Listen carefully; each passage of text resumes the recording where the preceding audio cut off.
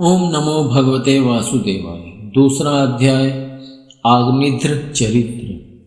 श्री सुखदेव जी कहते हैं, पिता प्रियव्रत के इस प्रकार तपस्या में संलग्न हो जाने पर राजा आग्निध्र उनकी आज्ञा का अनुसरण करते हुए जम्बूद्वीप की प्रजा का धर्मानुसार पुत्रव्रत पालन करने लगे। एक बार वे पितृलोक की कामना से सत्पुत्र प्राप्ति के लिए पूजा की सब सामग्री जुटाकर सुरसुंदरियों के क्रीड़ा स्थल मंदराचल की एक घाटी में गए और तपस्या में तत्पर होकर एकाग्र चित्त से प्रजापतियों के पति श्री ब्रह्मा जी की आराधना करने लगे।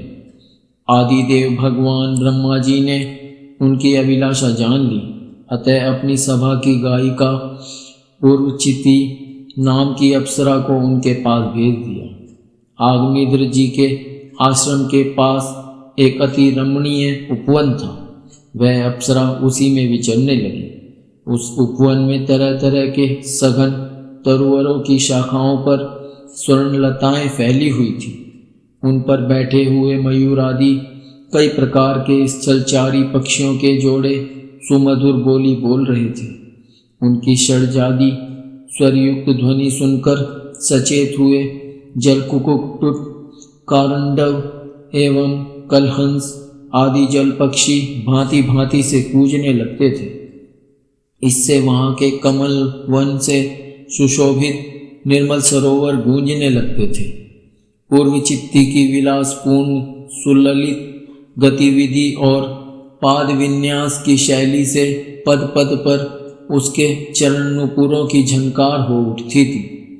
उसकी मनोहर ध्वनि सुनकर राजकुमार आग्निध्र ने समाधि योग द्वारा मूंदे हुए अपने कमल कली के समान सुंदर नेत्रों को कुछ कुछ खोल कर देखा तो पास ही उन्हें वह अप्सरा दिखाई दी। वह भ्रमरी के समान एक एक फूल के पास जाकर उसे सूंघती थी तथा देवता और मनुष्य के मन और नयनों को आह्लादित करने वाली अपनी विलासपूर्ण गति, क्रीड़ा चापल्य, लज्जा एवं विनय युक्त चितवन, सुमधुर वाणी और मनोहर अंगावयवों से पुरुषों के हृदय में कामदेव के प्रवेश के लिए द्वार सा बना देती थी। जब वह हंस हंसकर बोलने लगती तब ऐसा प्रतीत होता मानो उसके मुख से अमृत में मादक मधु झर रहा है। उसके निश्वास के गंध से मदान्ध होकर भौरे उसके मुख कमल को घेर लेते। तब वह उनसे बचने के लिए जल्दी जल्दी पैर उठाकर चलती तो उसके कुच, कलश, वेणी और करधनी हिलने से बड़े ही सुहावने लगते।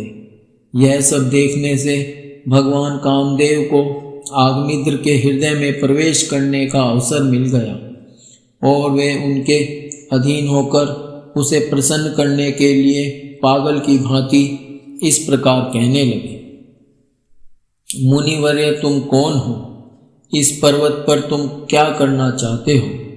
तुम परम पुरुष श्री नारायण की कोई माया तो नहीं हो? भौहों की ओर संकेत करके सखे तुमने ये बिना डोरी के 2 धनुष क्यों धारण कर रखे हैं? क्या इनसे तुम्हारा कोई अपना प्रयोजन है अथवा इस संसारारण्य में मुझ जैसे मतवाले मृगों का शिकार करना चाहते हो? कटाक्षों को लक्ष्य करके तुम्हारे ये 2 बाण तो बड़े सुंदर और पैने हैं। अहो, इनके कमलदल के पंख हैं, देखने में बड़े शांत हैं और हैं भी पंखहीन।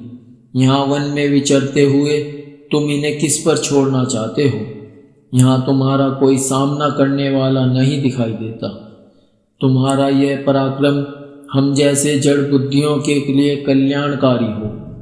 भौरों की ओर देखकर भगवान तुम्हारे चारों ओर जो ये शिष्यगण अध्ययन कर रहे हैं वे तो निरंतर रहस्य युक्त सामगान करते हुए मानो भगवान की स्तुति कर रहे हैं और ऋषिगण जैसे वेद की शाखाओं का अनुसरण करते हैं उसी प्रकार ये सब तुम्हारी चोटी से झड़े हुए पुष्पों का सेवन कर रहे हैं।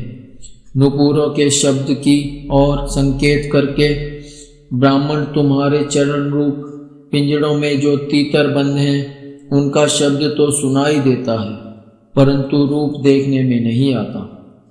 करधनी सहित पीली साड़ी में अंग की कांति की उत्प्रेक्षा कर तुम्हारे नितंबों पर यह कदम्ब कुसुम्बों की सी आभा कहाँ से आ गई? इनके ऊपर तो अंगारों का मंडल सा भी दिखाई देता है, किंतु तुम्हारा वल्कल वस्त्र कहाँ है? कुमकुम मंडित कूचों की और लक्ष्य करके द्विजवर तुम्हारे इन दोनों सुंदर सींगों में क्या भरा हुआ है? अवश्य ही इनमें बड़े अमूल्य रत्न भरे हैं। इसी से तो तुम्हारा मध्य भाग इतना क्रश होने पर भी तुम इनका बोझ ढो रहे हो। यहाँ आकर तो मेरी दृष्टि भी मानो अटक गई है। और सुभग इन सींगों पर तुमने यह लाल लाल लेप सा क्या लगा रखा है? इसकी गंध से तो मेरा सारा आश्रम महक उठा है। मित्रवर, मुझे तो तुम अपना देश दिखा दो, जहाँ के निवासी अपने वक्ष स्थल पर ऐसे अद्भुत अवयव धारण करते हैं, जिन्होंने हमारे जैसे प्राणियों के चित्तों को क्षुब्ध कर दिया है, तथा मुख में विचित्र हाव भाव, सरसभाषण और अधरामृत जैसी अनूठी वस्तुएं रखते हैं। प्रियवर, तुम्हारा भोजन क्या है, जिसके खाने से तुम्हारे मुख से हवन सामग्री की सी सुगंध फैल रही है? मालूम होता है तुम कोई विष्णु भगवान की कला ही हो, इसलिए तुम्हारे कानों में कभी पलक न मारने वाले मकर के आकार के 2 कुंडल हैं। तुम्हारा मुख एक सुंदर सरोवर के समान है, उसमें तुम्हारे चंचल नेत्र भैंस से कांपती हुई 2 मछलियों के समान, दंत पंक्ति हंसों के समान और घुंघराली अलकावली भौरों के समान शोभायमान है। तुम जब अपने कर कमलों से थपकी मारकर इस गेंद को उछालते हो, तब यह दिशा विदिशाओं में जाती हुई मेरे नेत्रों को तो चंचल कर ही देती है, साथ साथ मेरे मन में भी खलबली पैदा कर देती है। तुम्हारा बांका जटाजूट खुल गया है, तुम इसे संभालते नहीं। अरे, यह धूर्त वायु कैसा दुष्ट है, जो बार बार तुम्हारे नीवी वस्त्र को उड़ा देता है।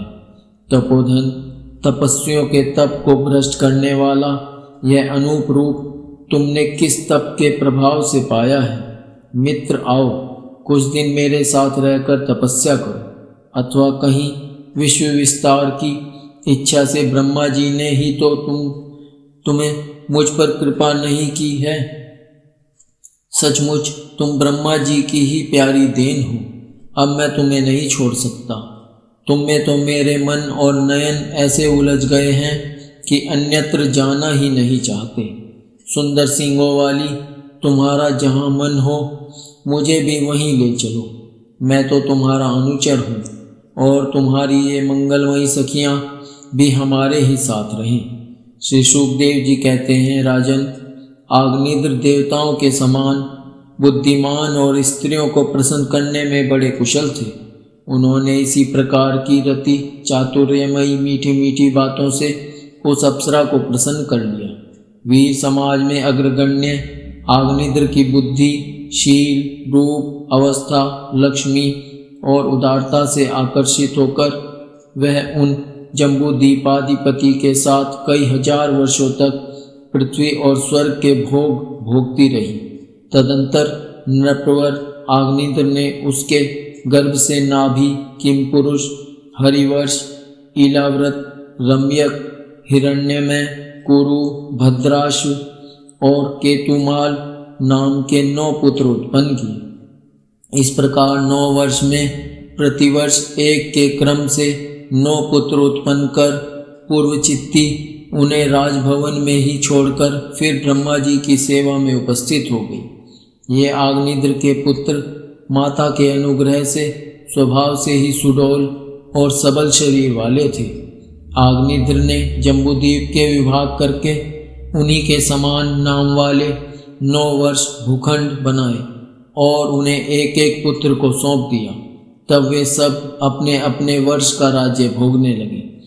महाराज आग्निद्र दिन दिन भोगों को भोगते रहने पर भी उनसे अतृप्त ही रहे।